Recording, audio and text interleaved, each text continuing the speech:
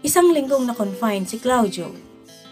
At nang i-discharge ito, ay mag-isa si Rochelle na iniuwi ang ama sa kanilang bahay.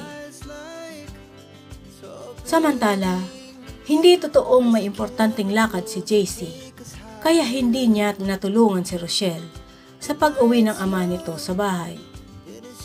Binabagabag siya ng isang bagay at kailangan niyang tuklasin kung totoo ang kanyang hinala.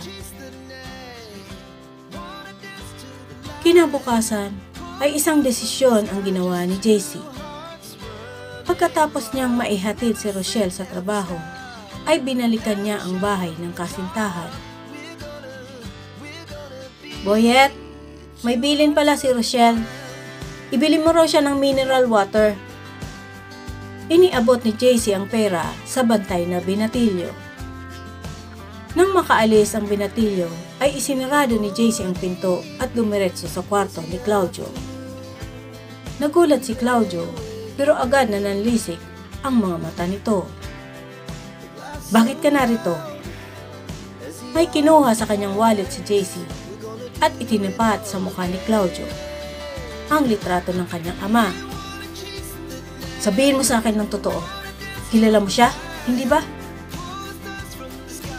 Matalim ang titig ni Claudio kay JC.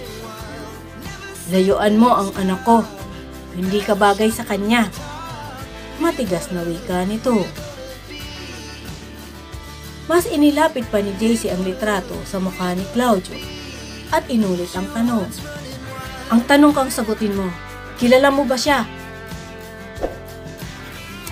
"Oo, siya si Carlos Ventigo, isang traidor." Mas tumalim pa ang titig ni Claudio kay JC.